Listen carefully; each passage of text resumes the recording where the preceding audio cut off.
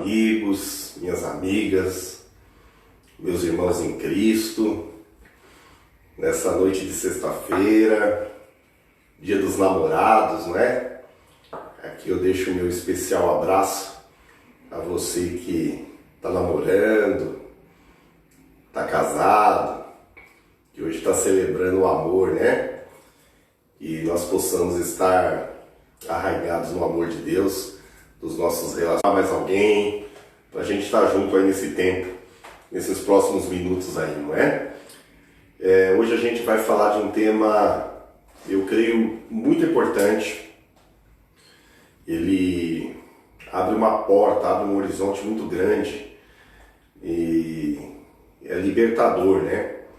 E às vezes a gente se pergunta por que 2000 e tantos anos depois da morte de Jesus, 2000 e tantos anos depois de estarmos na nova aliança, ainda muitos cristãos, sejam eles nominais ou não, são levados pelo engano, terceirizam a sua fé, não é?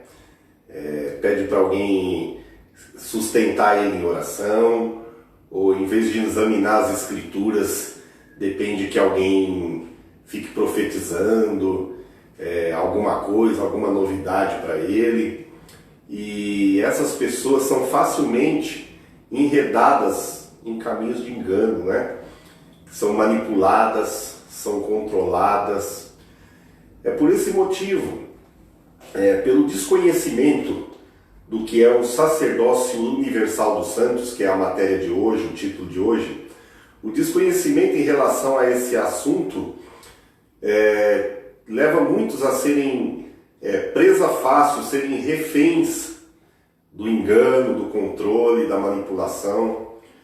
E quando a gente estuda um pouquinho esse assunto tão relevante, tão precioso, tão rico, é como se descortinasse um horizonte novo, belo, de liberdade, de alegria no Senhor, no Espírito. E é isso que eu queria compartilhar com você nessa noite, né? Então, às vezes a gente se pergunta por que alguém, 2000 e tantos anos depois do sacrifício de Jesus, da nova aliança, ainda acredita que é necessário ele terceirizar a sua devoção, a sua fé. Ele acredita que ele não consegue ter acesso direto a Deus, ele precisa de um intermediário humano. Então ele acredita em uma série de mecanismos de controles que são humanos, né? Como cobertura espiritual. Ele depende de um profeta. Hoje nós vivemos os dias dos profetas de Facebook, não é? Ele depende de uma palavra que alguém tira, entra em transe e começa a soltar adivinhações e fala em nome de Deus. E quando a gente se pega lendo as escrituras e observando o que está nelas, a gente percebe que isso é pura feitiçaria, né? Isso não tem nenhuma base bíblica, isso não se acompanha de forma alguma. Então essas pessoas vivem andando atrás de revelações extra-bíblicas, atrás de pessoas que dizem Deus falou, eis que te digo, ou coisa do gênero, né? Eu sempre dou um exemplo falando sobre esse tipo de comportamento, esse tipo de evangelho, falando da figura do nosso patriarca, do nosso pai da fé, Abraão. Ele é chamado na Bíblia de o amigo de Deus.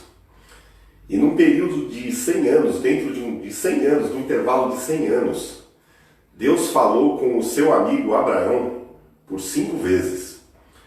E é incrível a gente ver hoje pessoas numa live de meia hora. Ele recebeu 30 revelações de Deus para 30 pessoas diferentes, 40 revelações. E diz que está falando em nome de Deus, né? coisas sem nenhum sentido.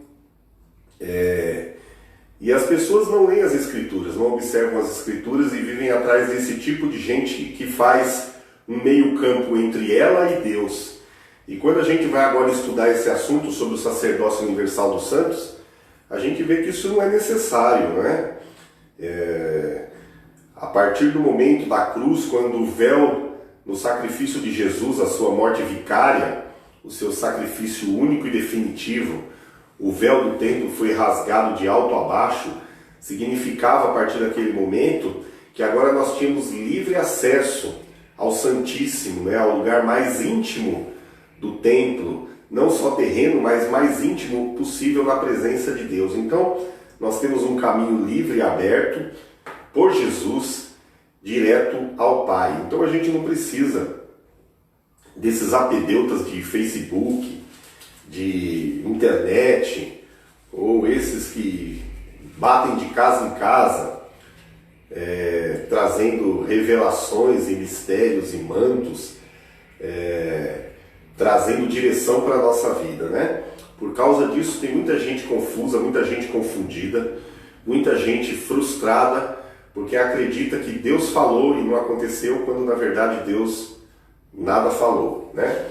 Então vamos falar um pouquinho sobre sacerdócio, e eu espero que isso seja de grande valia para a tua vida, que abra um horizonte, e que você possa a partir de hoje ter os seus olhos voltados para o mais íntimo do templo, para o mais íntimo da presença de Deus. Nós temos livre acesso a Deus. Amém?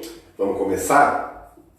Primeiro a gente tem que entender que o sacerdócio, ele foi por Deus, ainda no Velho Testamento, regulamentado na lei de Moisés, e isso mais precisamente está no livro de Números, né? Começa a descrição dessa instituição sacerdotal e os ofícios desse sacerdócio a partir do primeiro capítulo de Números.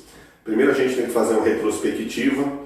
Deus em Abraão chama uma nação, a nação de Israel. Essa nação é dividida em 12 tribos, 12 patriarcas. E dessas 12 tribos, Deus escolhe uma tribo para o seu serviço, para o serviço do templo, para o serviço das ofertas. Uma tribo que não se preocuparia com nenhum afazer secular, a não ser com as coisas sagradas, não é? E essa tribo era a tribo do patriarca Levi, né? Levi era um dos três filhos de Jacó, e a partir da tribo de Levi, é uma tribo exclusiva, separada para Deus. Eles se preocupavam com a tenda da congregação, com o tabernáculo, com os objetos, com os sacrifícios e tudo que dizia respeito. Importante que essa escolha era divina, Deus instituiu. Os levitas, ou seja, aqueles que descendiam da tribo de Levi, eles não tinham nenhum afazer secular, não se preocupavam em trabalhar secularmente, vender, fazer negócios ou coisa do gênero, né? Eles eram sustentados pelas ofertas, pelos dízimos e holocaustos e tudo aquilo que acontecia no templo, né? Eles tomavam parte daquilo para a sua sobrevivência. Então, Números capítulo 1, versículos 50 e 51, fala sobre a instituição levítica sobre as coisas do Senhor. Está lá uma ordem dada por Deus a Moisés. Diz assim: mas tu põe os levitas sobre o tabernáculo do testemunho e sobre todos os seus utensílios e sobre tudo que pertence a ele. Eles levarão o tabernáculo e todos os seus utensílios, e eles o administrarão e acampar-se-ão ao redor do tabernáculo. E quando o tabernáculo partir, os levitas o desarmarão, e quando o tabernáculo se houver de assentar no arraial, os levitas o armarão, e o estranho que se chegar morrerá. Então, Deus havia instituído o sacerdócio levítico para cuidar do templo, que vocês sabem que desde a peregrinação no deserto ele era ambulante. Quando a nuvem parava, eles montavam um acampamento ali. Quando a nuvem andava, eles também seguiam. E assim o tabernáculo ele era transitório, ele vivia em trânsito provisório, e então ele se deslocava, era ambulante. Então montava-se e desmontava-se o tabernáculo e tudo que dizia respeito ao culto, muitas vezes. Então era dado uma grande demanda de serviço para esses levitas. Então tinha toda uma tribo que cuidava disso. Falando mais especificamente do sacerdócio, os sacerdotes, aqueles que representariam Deus nos sacrifícios, nas liturgias, nos rituais de oferta, representaria Deus diante do povo e o povo diante de Deus. Todo sacerdote ele era escolhido dentre os levitas. Nem todo levita era sacerdote, mas todo sacerdote era levita. O sacerdote tinha que ser da tribo de Levi. Isso era uma ordem dada por Deus de maneira específica, clara, que não podia ser contestada. Daí a razão pelo qual ninguém podia se chegar ao serviço do templo, do tabernáculo, da tenda, sem que fosse levita. E aqui, aquele que usurpava isso e não sendo levita, se chegasse ao serviço do templo, ele era fulminado, ele morria, né? Isso é importante. Então os levitas, eles eram separados, eram santificados, existia todo um ritual de santificação, de separação, de purificação, para servir, para ministrar as coisas sagradas, as coisas do Senhor, primeiramente no tabernáculo de Moisés e posteriormente ainda no templo de Salomão. E então qualquer pessoa não autorizada não se podia chegar a esse serviço sob a pena de ser executado, fulminado, não é? É importante, por ocasião da instituição do sacerdócio levítico, em Números, no capítulo 4, a gente aqui percebe que eles eram escolhidos dos 30 anos até os 50, né? Fala aqui no capítulo 4 de Números. Mais adiante, no capítulo 8, essa regra mudou um pouquinho. No versículo 24, passa a ser então considerado apto para o exercício do sacerdócio levítico a pessoa com 25 anos em diante. Importante, sempre do sexo masculino, né? E por fim, já nos dias de Davi fixou em 20 anos a idade mínima para se iniciar nesse ofício sacerdotal. Como acontecia a consagração dos levitas? Aqui a gente vai ter uma prévia no capítulo 8 de Números. Não perdendo de vista, pessoal, que eu estou me referindo a como isso foi instituído ainda no Velho Testamento, para a gente ter uma figura, um símbolo do que é o sacerdócio, do que implica, das suas atribuições, e a gente vai ampliar esse entendimento sobre a ótica do Novo Testamento, da Nova Aliança daqui a pouquinho. Mas ainda no Velho Testamento, a consagração dos levitas, ou dedicação deles a Deus, se dava por meio de um ritual, tá? E está lá em Números, no capítulo 8, dos versículos 5 a 14, que diz assim: E falou o Senhor a Moisés, dizendo: Toma os levitas do meio dos filhos de Israel e os purifica, e assim lhes farás para os purificar. Esparge sobre eles a água da expiação, e sobre toda a sua carne farão passar a navalha, e lavarão as suas vestes e se purificarão.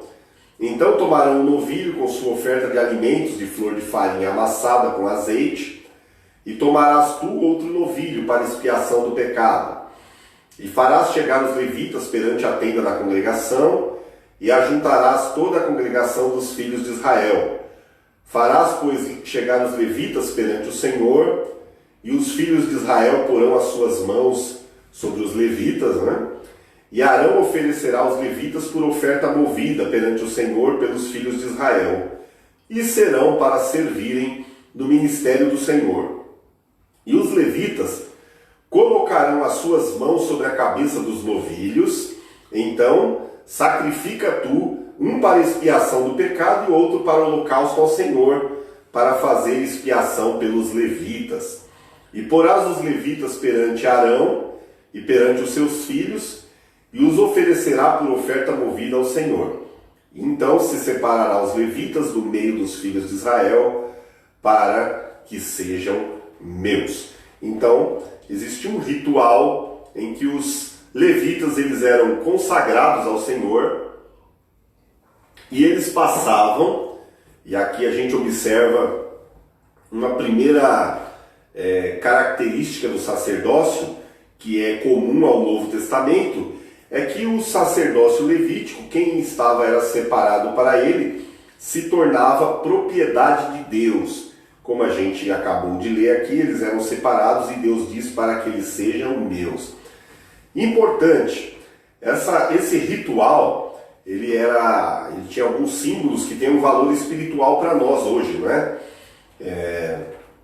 Nunca perdendo de vista que no Velho Testamento tudo era símbolo, tudo era tipo e representava algo espiritual mais à frente. Se na velha aliança tudo tinha que ser material, físico, visível, era uma representação de algo que estaria por vir, geralmente de caráter espiritual, né? Então o ritual da consagração se baseava em aspersão de água para a purificação, água que era usada na expiação, era jogada sobre os levitas. Eles tinham todo o corpo raspado, eles não podiam ter nenhum tipo de pelo, né? As suas vestes eram lavadas, sempre não deixando de falar que as vestes dos levitas e dos sacerdotes eram de linho, tinha que ser de linho, não podia ser de lã. Linho, ele não transpira, né? Era um símbolo diferente da lã, que transpira, diferente, representando, na verdade, que a lã fala da transpiração, do esforço físico, né? E o linho, ele é facilmente lavável, né? Então fala de lavagem, limpeza, santificação. Então as roupas eles recebiam aspersão por água, raspagem de todo o corpo, as vestes eram lavadas. No caso dos sacerdotes, as vestes não eram lavadas, viu gente? Elas eram trocadas, só dos levitas. E por fim, impunha-se a mão sobre eles, e eles passavam a ser oferta movida, ou oferta que se move, oferta viva diante de Deus. Então, uma característica importante do sacerdócio na Velha Aliança era a purificação, a limpeza e, por fim, o sacerdote se tornava a oferta movida, a oferta viva diante de Deus. Esse valor de entendimento da Velha Aliança, ele ainda está em vigor na Nova Aliança. Nós somos sacerdócio e oferta movida, a gente vai dizer isso mais adiante. Então, funcionava dessa forma o ritual de consagração de um levita. Quais eram as vestes sacerdotais que eram lavadas no caso dos levitas ou trocadas no caso dos sacerdotes? As vestes sacerdotais, basicamente, elas eram um calção, uma túnica ou manto, né? Um cinto ou uma faixa, e na cabeça eles usavam um gorro ou uma tiara com um adorno, né?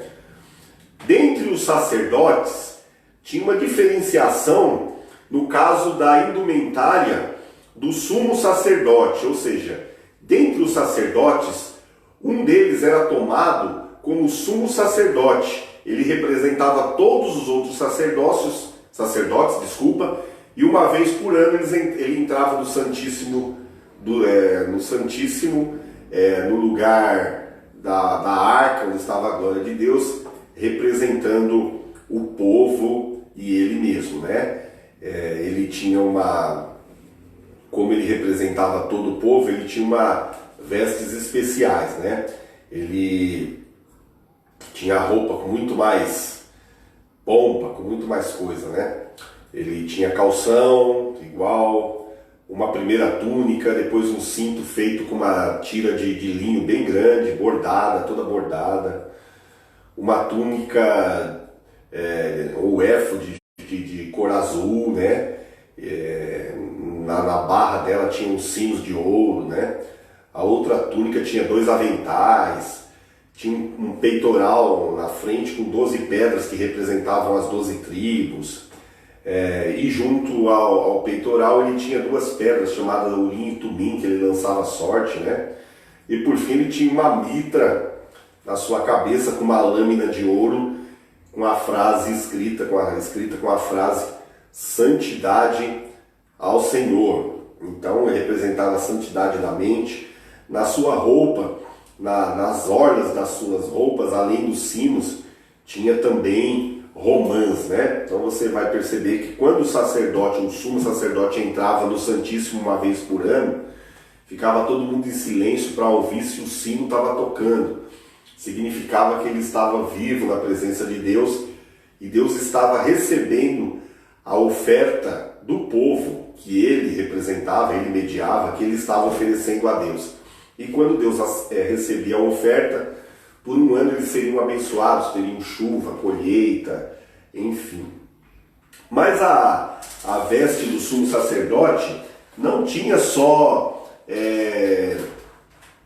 o sino, tinha a romã. E a romã era um símbolo da lei, era um símbolo dos mandamentos. Há uma tradição entre os judeus que a romã ela tem 613 sementes, igual aos 613 mandamentos da Torá, né? Então, significava que o sacerdote ele tinha que ter o fruto, carregar consigo a lei de Deus, para onde quer que ele fosse, mas também o sino, que representava os dons, né? Ele tinha que ter ela interiorizada, a lei de Deus em si, mas tinha que proclamar, os sinos falam do barulho e tudo mais. Então, existia todo esse ritual, todo esse aparato nas roupas do sumo sacerdote. Qual era a função dos levitas? Eles tinham basicamente 3 funções. A primeira era louvar, né? Eles eram responsáveis por toda a parte musical no serviço de Deus, né? Isso você vai ver lá em 1 Crônicas, no capítulo 7, quando da dedicação do templo de Salomão, lá você encontra os levitas com seus instrumentos musicais, entoando louvor. Você vai ver isso em outros textos lá em 1 Crônicas, 2 Crônicas, que são atividades que estão mais ligadas ao sacerdócio levítico no templo e não no tabernáculo de Moisés, que ainda na liturgia não tinha a música ainda, né? Isso é bastante importante. Então, os levitas ao longo do Velho Testamento eles tinham 3 funções. A primeira era louvar, a segunda era ensinar. Em 1 Crônicas, no capítulo 25, quando Davi separa os 24 turnos de adoração, cada turno ficava 1 hora na tenda, tinha os pais, né, do pessoal da música, né, e eles começam a ensinar as gerações mais novas a cantar, a tocar. Em 1 Crônicas, no capítulo 15, fala de um homem, chefe dos levitas, ele chamava Quenanias. Está lá em 1 Crônicas, no capítulo 25, versículos 22, que fala que Quenanias, ele era um chefe de levitas encarregado da parte do cântico, né? E ele tinha como responsabilidade ensinar as pessoas a cantarem. Então, e aqui diz porque ele era entendido disso. Algumas traduções, a NVI diz assim, pois ele tinha competência para isso. Então, ele ensinava porque ele era alguém preparado para o ensino. Mas o ensino, que é como função levítica, não se limitava somente a ensinar a cantar ou tocar, né? Ela se referia também a ensinar a lei de Deus. No livro de Neemias, no capítulo 8, vocês vão ver lá um personagem, lá um escriba chamado Esdras, né? que ele começa a juntar os filhos de Israel num período pós-cativeiro babilônico, e ele começa a ensinar a lei de Deus, e no capítulo 8 descreve que quando ele começa a interpretar e dizer o que a lei de Deus dizia, porque o povo não tinha intimidade com a lei de Deus. Parece que é tão atual isso, né? Povo que se chama povo de Deus não tem intimidade com a lei de Deus. Então ele começa a expor a lei de Deus e diz que houve grande choro, houve grande comoção quando as pessoas começaram a entender os preceitos do Senhor. Então são vários textos que a gente vai ver aqui a atribuição do ensino aos levitas. E uma terceira atribuição ou prerrogativa de um levita era profetizar. Ainda lá no 1 Crônicas, no capítulo 25, quando fala de Asaf, Emã e Jedutum, os três pais do louvor que ensinavam os outros mais jovens a tocar, a cantar, também fala do exercício profético, né? Eles profetizavam ao som de harpas, liras e símbolos. Então, eles traziam a lei de Deus, né? Proclamavam a lei de Deus. Então o levita tinha uma única preocupação em sua vida: cuidar das coisas do Senhor, representar a Deus junto ao povo, seja através do louvor, seja através do ensino, seja através da profecia. Isso é algo para a gente pensar, né? Nós como sacerdotes. Tem todo um contexto para nós, que a gente já vai dizer.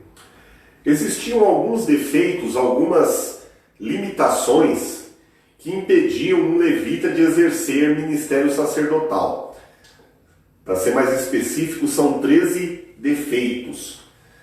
Isso está registrado em Levítico, no capítulo 21, dos versículos 17 a 20, que diz assim: Fala a Arão, dizendo: Ninguém da tua semente nas suas gerações, em que houver alguma falta ou algum defeito, chegar-se-á para oferecer o pão do seu Deus. Pois nenhum homem em que houver alguma deformidade se chegará, como o homem cego, ou coxo, ou do nariz grande, ou nariz chato, ou nariz crescido, ou de membros demasiadamente compridos, ou o homem que tiver o pé quebrado, ou a mão quebrada, ou corcunda, ou foranão, ou tiver belida, algumas bíblias diz catarata nos olhos, ou tiver sarna, ou impinge, ou que tiver testículos amassados, ou algum outro defeito na visão. Então são 13. E todos eles têm todo um simbolismo espiritual para nós hoje, na Nova Aliança. Todos eles dizem respeito a alguma falta na questão espiritual, né? Na questão mental, emocional. Então a gente tem que estar bem alerta aqui, né? E essas deformidades impedem de exercermos o sacerdócio a nós conferido de maneira razoável, a contento, não é? Então a primeira característica aqui listada é o cego, é aquele que não tem visão, né? Diz que é muito difícil, impossível exercer o sacerdócio sem visão, a pessoa não tem foco. E quando não se tem foco, você não tem direção, você perde aquilo que te norteia, aquilo que te dá norte, né? Perde-se a visão de reino, né? Então não se tem objetivo. Então a cegueira é uma das principais deformidades que impedem o sacerdócio. A segunda deformidade aqui elencada nesse texto é o coxo. O que é o coxo? É uma pessoa que manca, né? Que manqueja, né? Que tem dificuldade para andar. Aqui fala de gente que manqueja espiritualmente, né? A pessoa não tem firmeza na sua caminhada, tem muitos altos e baixos, cocheia, como diz o Novo Testamento, cocheia entre dois pensamentos, é dúbio, tem ânimo doble, como diz a Bíblia, não tem firmeza espiritual, né? Um dia está lá em cima, outro dia está lá embaixo, tem muita oscilação. Então isso impede a pessoa de ter um sacerdócio eficaz, né? Uma terceira característica seria o nariz grande, ou algumas bíblias de superfluidade, alguém que tem um nariz mais avantajado, né?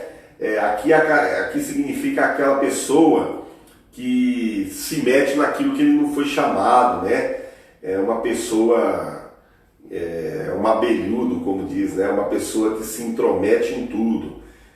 Uma pessoa assim tem muita dificuldade no sacerdócio, ele não conhece limites e ele não respeita o ministério, o dom do outro, ou aquilo que ele não conhece o seu limite, aquilo que foi chamado, e ele invade o terreno do outro, né? A Bíblia fala de um homem que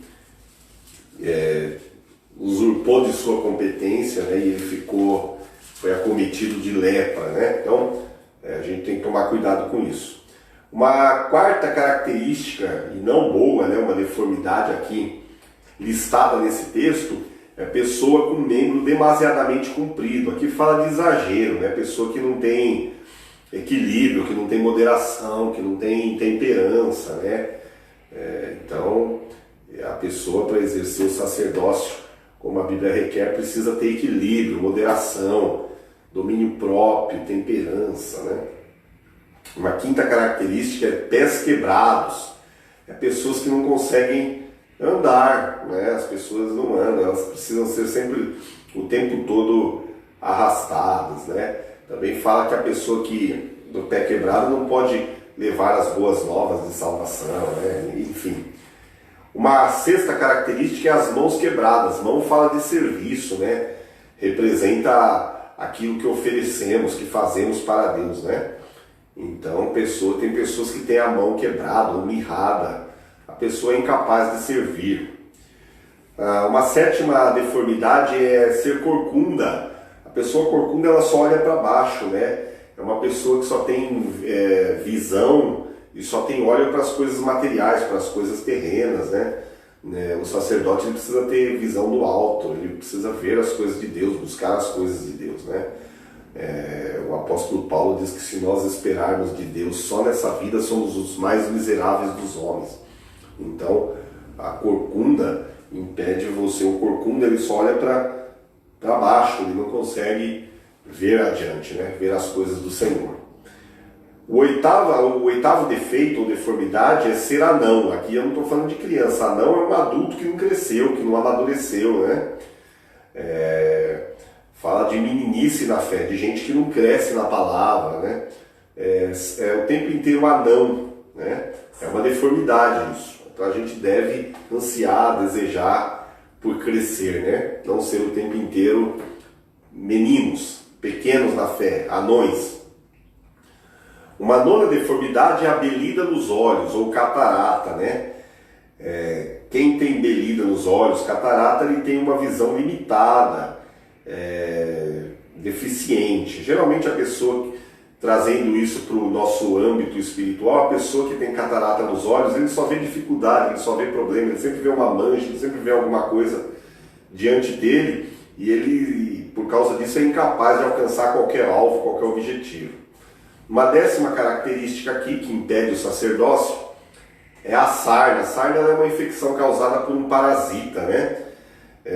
O problema da sarna é que é um parasita que causa um desconforto tão grande e a pessoa então se torna alguém, embora preguiçoso, acomodado, que procrastina tudo, é uma pessoa irrequieta, de mau humor, é uma pessoa antipática. A sarna repele as pessoas, né? Então é uma pessoa que tem um temperamento, um emocional muito ruim, é uma pessoa geralmente antipática, carrancuda, grosseira. Para o sacerdote, isso é uma característica muito ruim, visto que ele tem que se relacionar com o povo, né? Então é importante tratar essa sarna aí.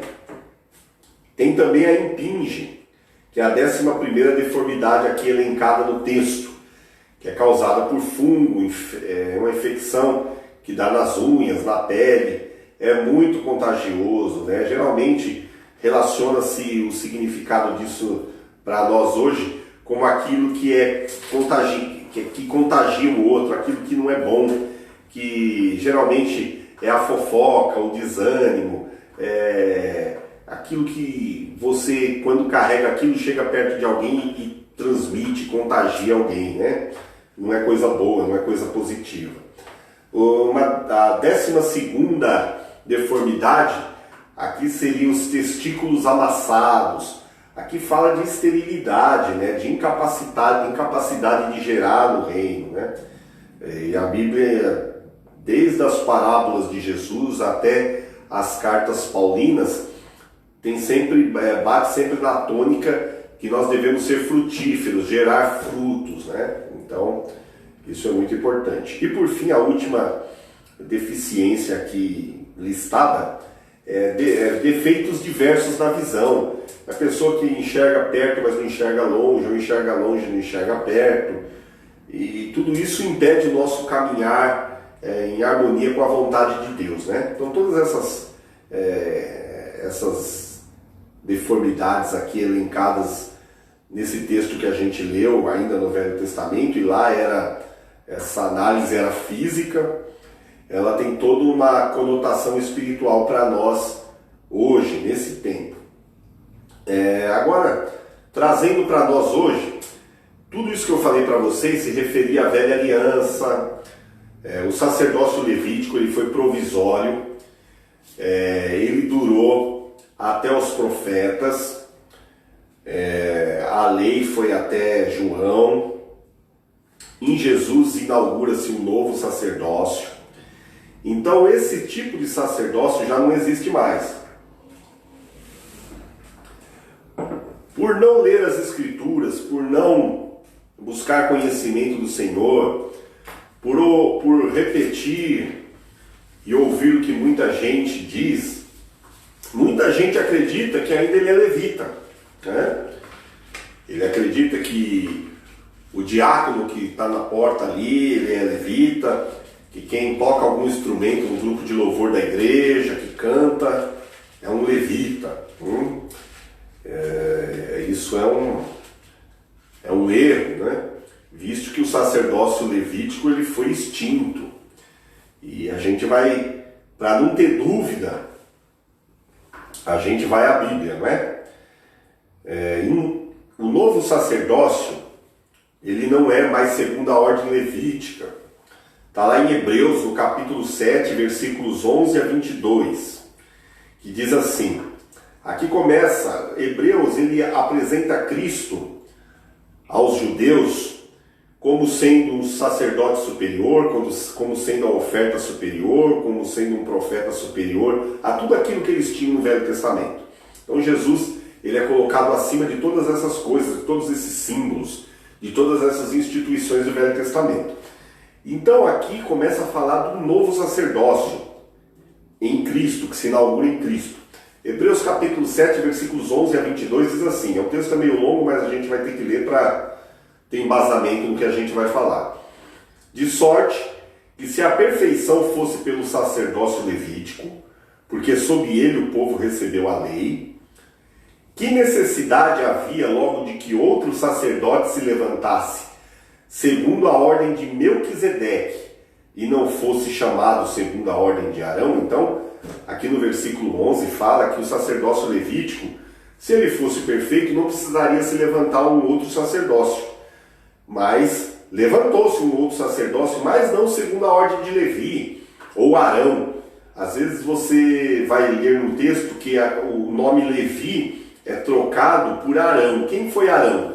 Arão foi bisneto de Levi. Então o sacerdócio que Deus institui a partir de Moisés começa a partir de Arão, que era bisneto de Levi, um levita, né? Moisés e Arão eram levitas. Então, aqui está dizendo que um novo sacerdote ia se levantar, mas não segundo a ordem de Arão ou de Levi.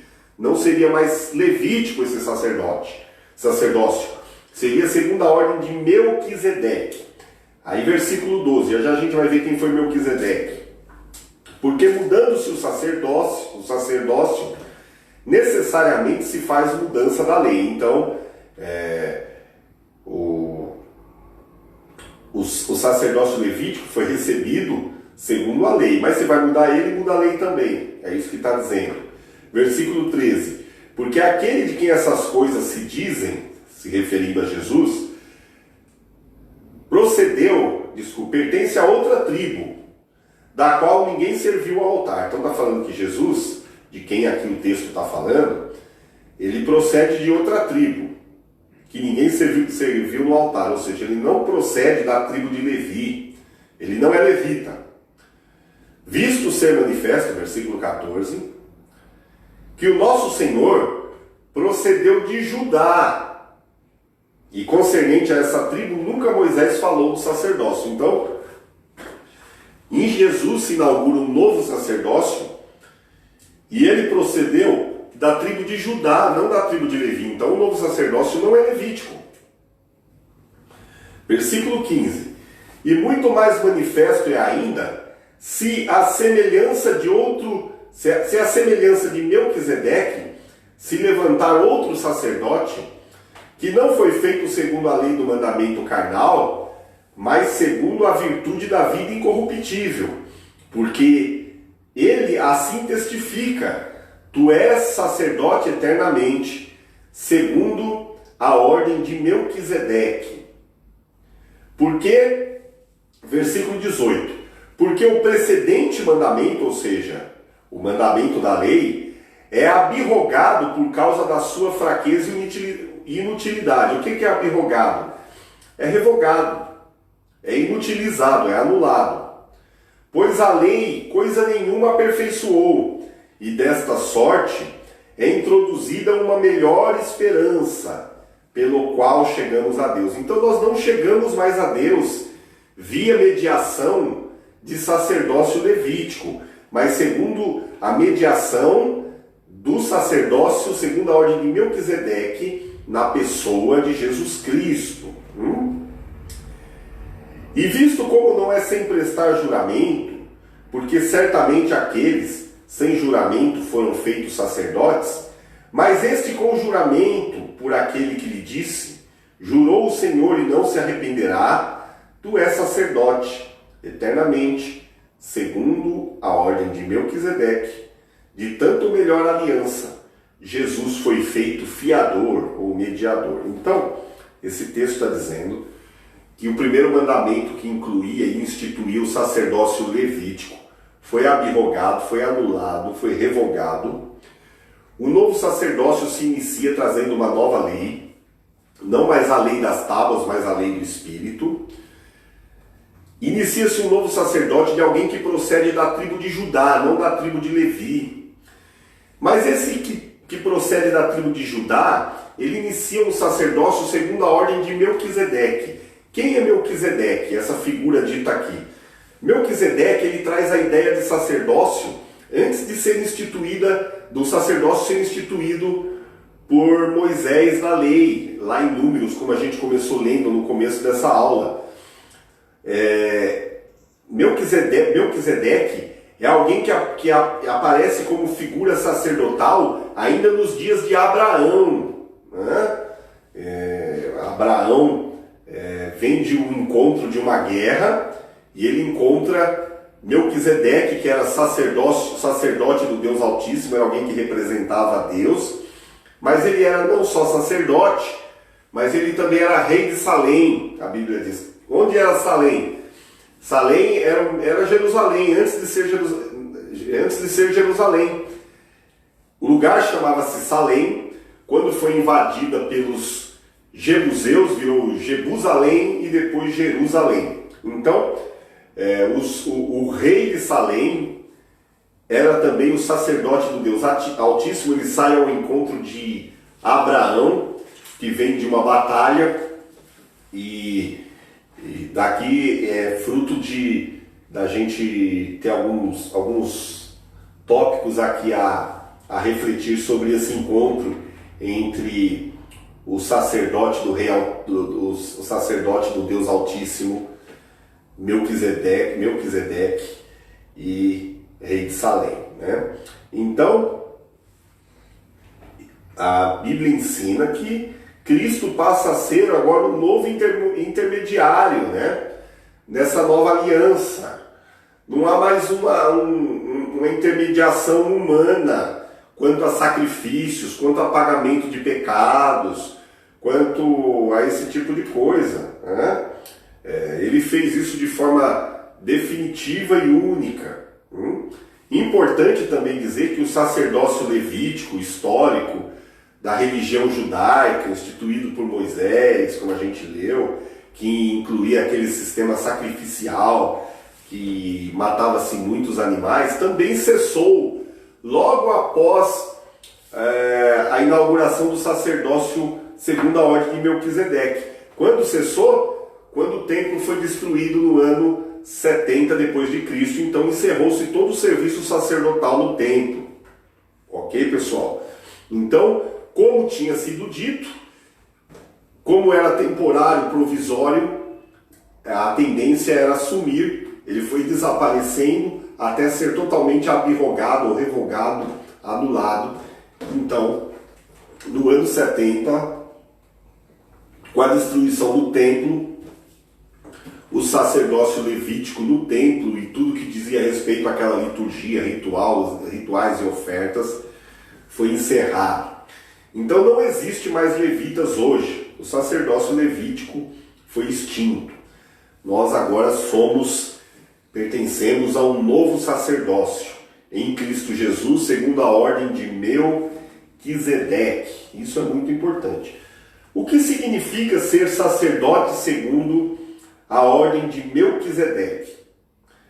Basicamente, o sacerdócio segundo a ordem de Melquisedeque trabalha 3 questões, ok? Vamos lá.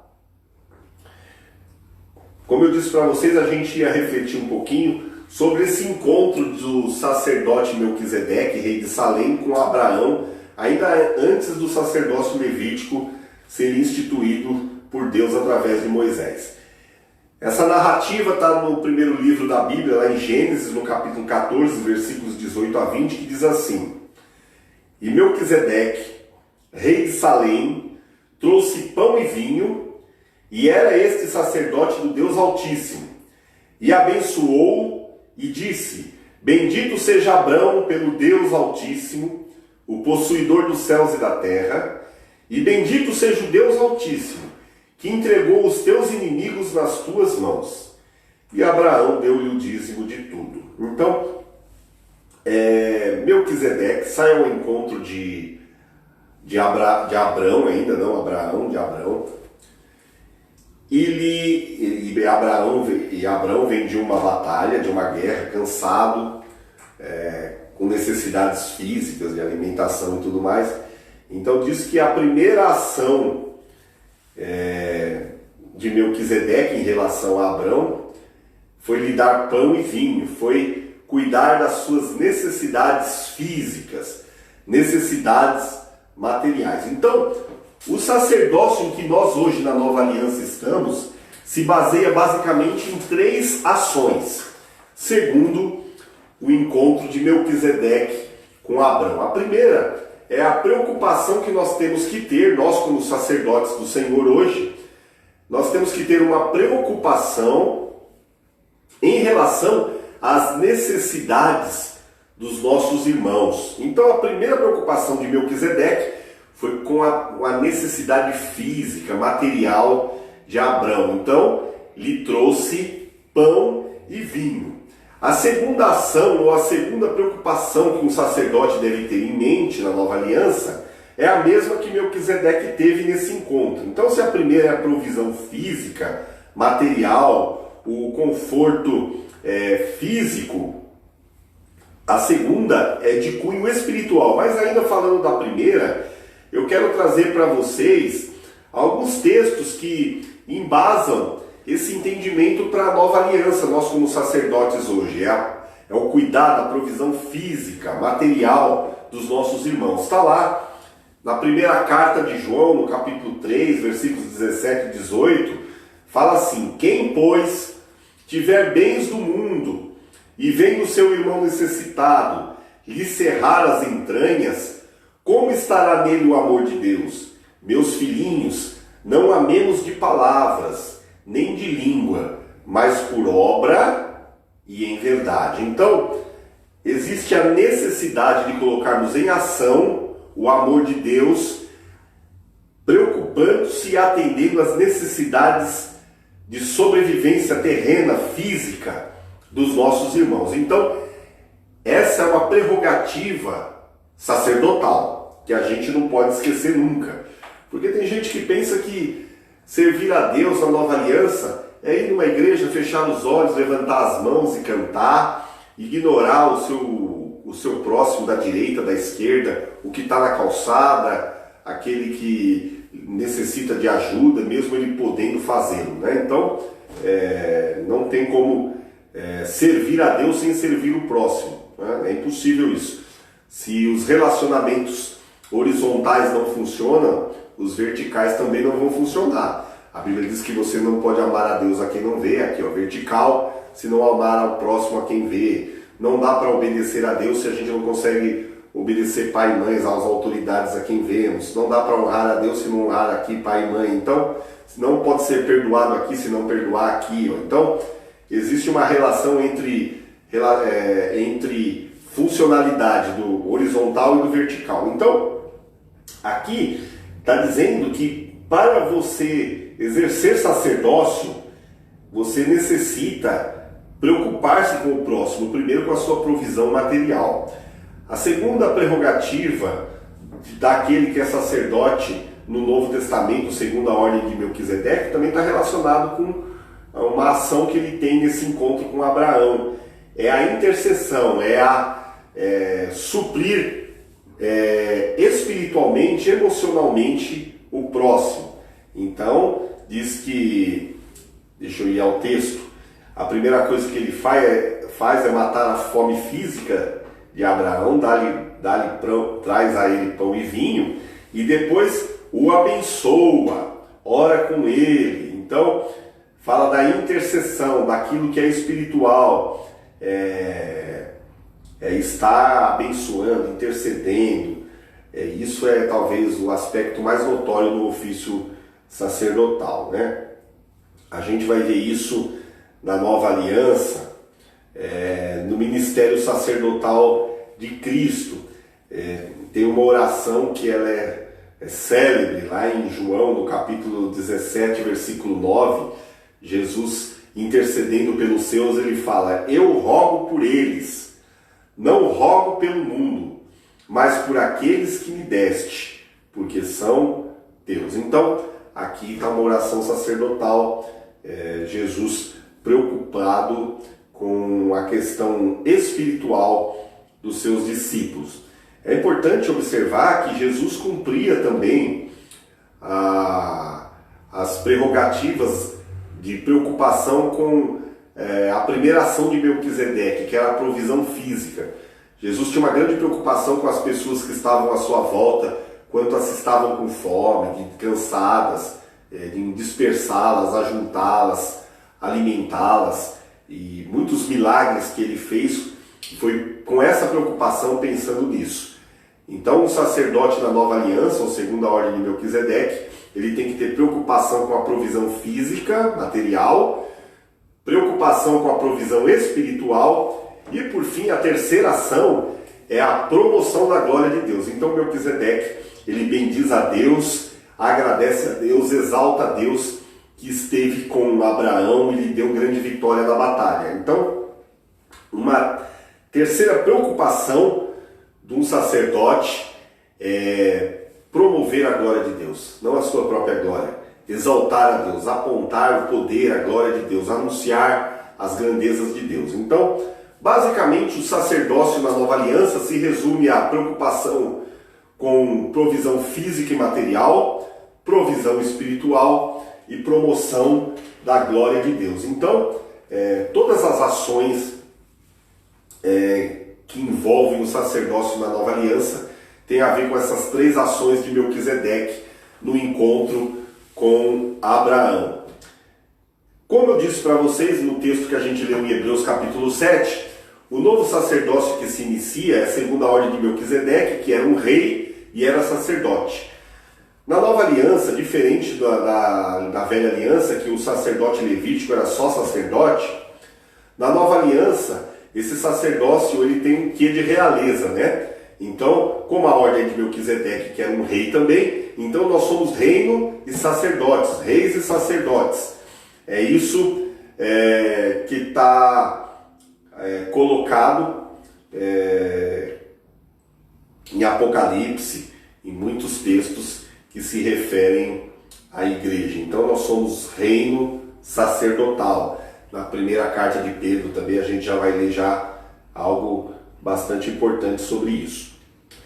Por fim, o sacerdócio, o que ele vem a ser?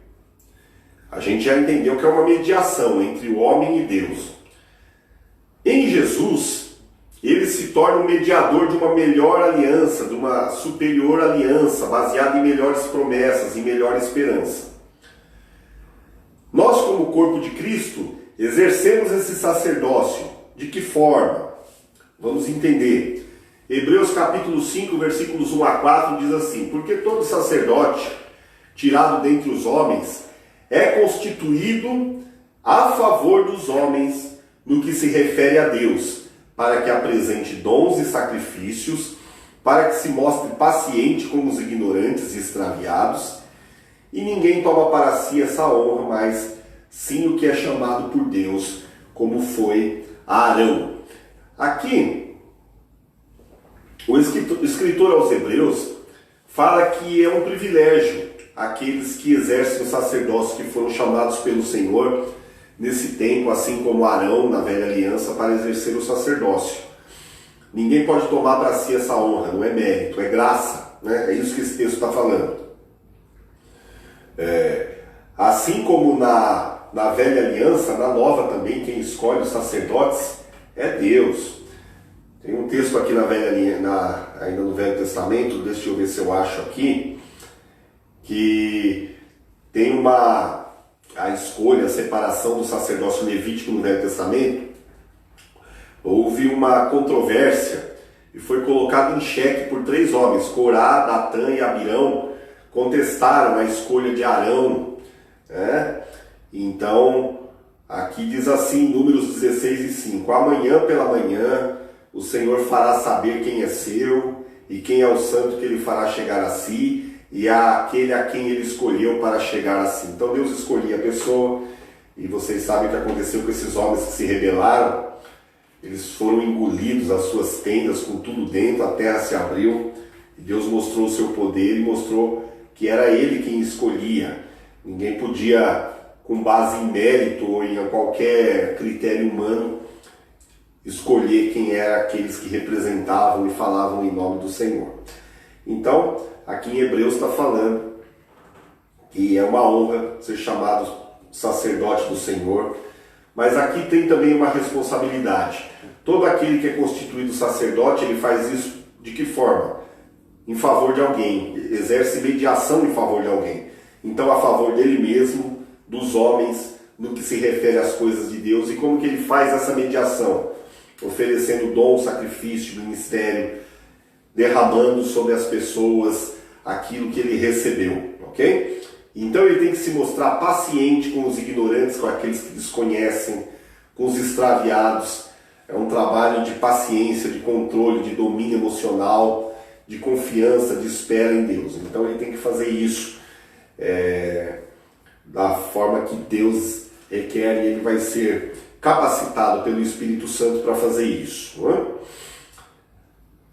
é? É muito importante, você que me ouve, como sacerdote do Senhor nesse tempo, saber que o sacerdote, como ele roga e suplica em favor de outras pessoas, ele precisa, para que o seu rogo, para que a sua súplica, a sua intercessão seja aceita, ele precisa entrar no Santíssimo, como acontecia na velha aliança, ou seja, ele precisa entrar na intimidade de Deus, ele precisa ser alguém íntimo de Deus. Então, não dá para exercer sacerdócio à distância. Você tem que ter um relacionamento íntimo e profundo com Deus. No Velho Testamento, se a pessoa, o sumo sacerdote, não entrasse além do véu, no Santíssimo, a intercessão dele não era aceita, né? Então, nós precisamos ir além do véu. o véu foi rasgado, nós temos livre acesso a Deus. A gente não precisa de um terceiro. Tem gente que acha que ele só vai ser abençoado se alguém pôr a mão na cabeça dele, jogar óleo nele, profetizar qualquer coisa, falar qualquer coisa, que se um pastor, um padre, uma autoridade eclesiástica orar por ele, decretar, profetizar uma bênção. Na verdade, todos nós somos sacerdotes, pastores, qualquer outro ministério colocado no corpo não está em superioridade a ninguém. É só mais uma função no corpo, para instruir, para ajudar, não é para controlar, manipular, ok? Você não pode ser reféns de homens, né? A Bíblia não ensina isso.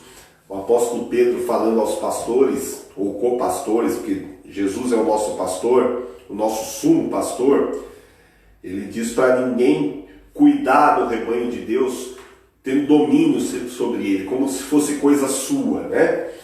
Infelizmente a gente vive tempos que as pessoas olham um agrupamento, um conjunto de pessoas, uma eclesia, uma igreja local, como se fosse coisa nossa, né? Então, isso cada um dará conta diante de Deus, né? Mas o certo é que nós precisamos entrar no Santíssimo, e nós temos livre acesso a Deus. Na segunda carta do apóstolo Paulo aos Coríntios, hoje eu falei pouco de Paulo, né? No capítulo 5, versículo 18, ele elenca muitas coisas e ele fala assim: mas todas as coisas provêm de Deus, que nos reconciliou consigo mesmo por Cristo e nos confiou o ministério da reconciliação. Então, tudo provém de Deus, o sacerdócio, a salvação, a graça, tudo que recebemos. E Ele mesmo nos reconciliou com Ele, por Cristo, e nos confiou esse ministério da aproximação ou da reconciliação. Aí no versículos 19 e 20 continua falando: isto é, Deus estava em Cristo, reconciliando consigo o mundo, não lhes imputando os seus pecados, e pôs em nós a palavra da reconciliação, de sorte que somos embaixadores ou representantes da parte de Cristo, como se Deus por nós rogasse. Rogamo-vos, pois, da parte de Cristo, que vos reconcilieis com Deus. Então, nós fomos reconciliados em Deus, aproximados por intermédio de Cristo, e agora recebemos esse ministério. Nós temos que fazer isso, reconciliar o mundo com Deus, as pessoas com Deus, os nossos parentes, os nossos familiares, aqueles que nos rodeiam. Nós temos que reconciliar eles com Deus, orando, intercedendo, preocupado com a provisão material, espiritual, com a promoção da glória de Deus. E qual é a ferramenta que temos para fazer isso? Diz que nós recebemos a palavra da reconciliação. Essa palavra aqui, ela aproxima, ela salva pessoas, ela resgata pessoas, ela liga pessoas ao céu. Que nós possamos fazer isso e exercer sacerdócio com excelência para Deus. Que a gente viva um tempo de liberdade em Deus. Ok, pessoal? Que o nosso sacerdócio seja fruto de íntima e profunda relação pessoal com Deus. Que a gente não precisa de um amuleto, de uma muleta espiritual. Que a gente não precise terceirizar a nossa fé e aquilo que nos foi confiado a um terceiro. Que nós possamos exercer isso plenamente, com confiança, de forma ousada em Deus, certo? De que Ele nos recebe como oferta movida nesse tempo, como oferta agradável, e que nós sejamos em todo tempo frutíferos, que a gente possa aproximar o céu à terra, mortos e vivos, e vivamos neste tempo, nessa aliança, o novo sacerdócio em Cristo, segundo a ordem de Melquisedeque, na sua plenitude, na sua totalidade, na liberdade do Espírito. Espero que esse tempo tenha sido de bênção para você, de edificação para a tua vida, e que nós tomemos esses conselhos, essas instruções da Escritura para viver o melhor de Deus nesse tempo. Obrigado pela tua presença, por estar com a gente até agora. Você pode aí deixar o seu comentário, a sua curtida, Para nós é sempre uma alegria ter você com a gente, uma honra, o seu prestígio, o seu carinho com a gente. Que Deus nos abençoe, que Deus guarde o seu povo de toda sorte de mentira, de engano, de tudo aquilo que rouba a comunhão, a intimidade do céu na nossa vida. Deus te abençoe, tenha uma ótima noite.